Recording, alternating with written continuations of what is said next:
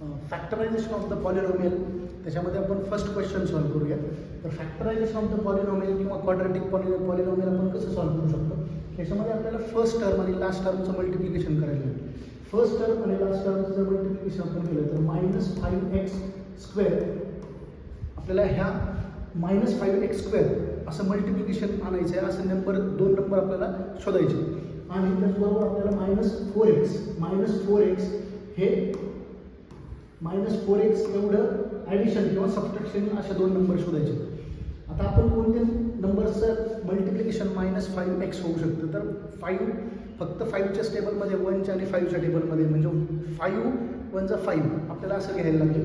म्हणजे 5 × 1 आपण जर केलं 5 × 1 केलं तर 5 येतं. पण आपल्याला -5 पाहिजे. ते मायनसचं साईन 1ला द्यायचं का 5ला द्यायचं ते आपण इथं डिसाईड करू. 5 आणि 1 तर 5 - 1 जर आपण केलं 5 - 1 जर केलं तर +4 आन्सर येतं. +4 त्यामुळं आपल्याला +4 नको आहे, आपल्याला -4 पाहिजे. -4 कधी येईल ज्यावेळेस आपण 5ला निगेटिव्हचं साईन देऊ आणि 1ला पॉझिटिव्हचं साईन देऊ. म्हणजे -5 + 1 आपण जर केलं तर ते -4 आन्सर येईल. म्हणजे इथं जे साईन आपण केले तेच साईन आपण इकडे घ्यायला लागते. इथं -5 × 1 किंवा आता आपल्याला x पण आपण घेऊया -5x × 1x -5x × 1x हे येईल आपलं -5x² आणि -5x + 1x हे येईल आपलं -4x. म्हणजे आपल्याला दोन नंबर्स मिळाले. ते हे नंबर्स आपण इथे पुट करूया. म्हणजे स्प्लिटिंग द मिडल टर्म आपण करतो. आता मिडल टर्मला आपल्याला मिडल टर्मच्या जागी आपल्याला हे नंबर्स टाकायचे. तर first term as it is लिहायला लागेल आपल्याला.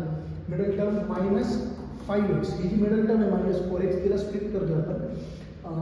-5x + x - 5. आता आपल्याला दोन ग्रुप बनवायला लागतील. फर्स्ट दोन टर्मचे एक ग्रुप आणि लास्टच्या दोन टर्मचा दुसरा एक ग्रुप आपण बनवूयात. आता ह्याच्यामध्ये -4x याला आपण स्प्लिट केले. -4xला स्प्लिट केले. आपल्याकडे ॲन्सर जे आलं ते -5x + x आहे. आता ह्या टर्ममध्ये आपण x कॉमन काढू शकतो. x कॉमन काढल्यानंतर x कॉमन काढतो म्हणजे आपण ॲक्च्युअली डिवाइड करत असतो. तर x² मधून जर आपण x कॉमन काढला तर आपल्याकडे x होतो. तर इथं राहिला x -5x मधून जर x कॉमन काढला तर आपल्याकडं होतं 5. तर हा जो ब्रॅकेट मिळाला आपल्याला x - 5 तो ॲज इट इज आपण इथे लिहून घेऊया x - 5 आणि x - 5 आपल्याला जर ठेवायचं असेल तर इथं काय कॉमन काढायला लागेल. इथं ऑलरेडी x - 5 आहे. इथं पण x - 5 आहे. म्हणजे हीच टर्म ह्याच टर्ममधून जर आपल्याला ॲज इट इज ती ठेवायची असेल तर आपल्याला 1 डिजिट कॉमन काढायला लागेल. तर +1 आपण कॉमन काढूया. मग पुन्हा एकदा हे कॉमन घ्यायला लागेल x - 5 आणि x + 1. तर हे फॅक्टरायझेशन आहे. म्हणजे x² - 4x - 5 ह्याचं जर आपण फॅक्टरायझेशन केलं तर आपल्याला हे आन्सर मिळतं. ओके. ह्याच्यासारखंच आपण एक थोडंसं वेगळं क्वेश्चन आपण इथं सॉल्व्ह करायला घेऊया. थोडंसं वेगळं क्वेश्चन आहे.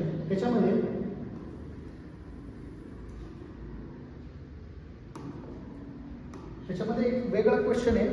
Second question 2m² - 5m 2m² - 5m. आता ह्याला जर फॅक्टराइज करायचं असेल ह्याच्यामध्ये आपण जर ऑब्झर्व केलं तर आपण जर जनरलाइज इक्वेशनशी कम्पेअर जर ह्याचं केलं तर ह्याच्यामध्ये ची टर्म मिसिंग आहे.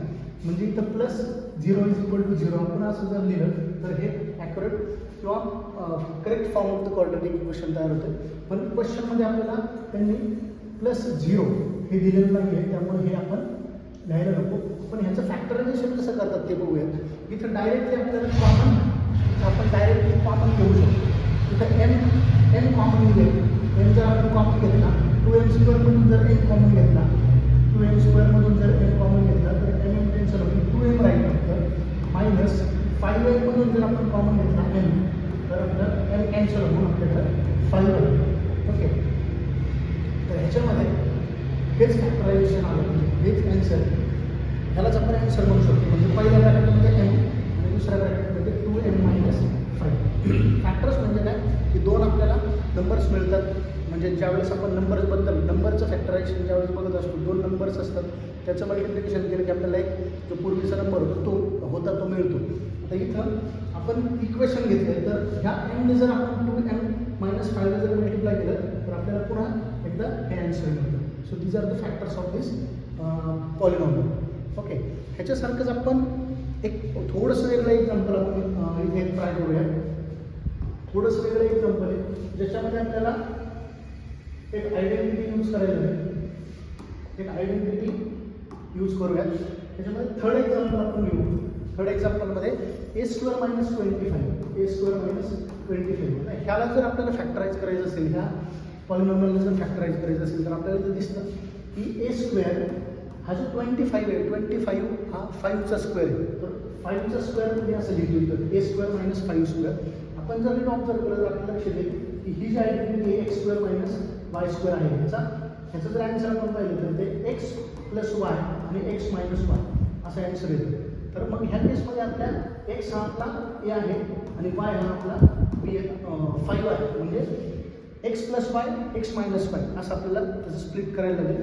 म्हणजेच काय तर इथं a + 5 आणि a + 5 a - 5 हे त्याचं ॲन्सर आहे.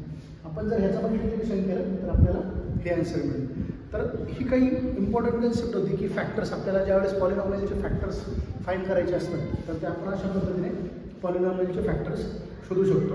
ह्या काही बेसिक कन्सेप्ट्स होत्या की जे आपल्याला 2.2 एक्सरसाइज सॉल्व करण्यासाठी बेसिक कन्सेप्ट. जो क्वेश्चन नंबर 1 आहे आपला, find the factors of the quadratic polynomial किंवा find the factors of the quadratic equations, त्यासाठी ह्या बेसिक गोष्टी आपल्याला थोड्या गरजेच्या होत्या.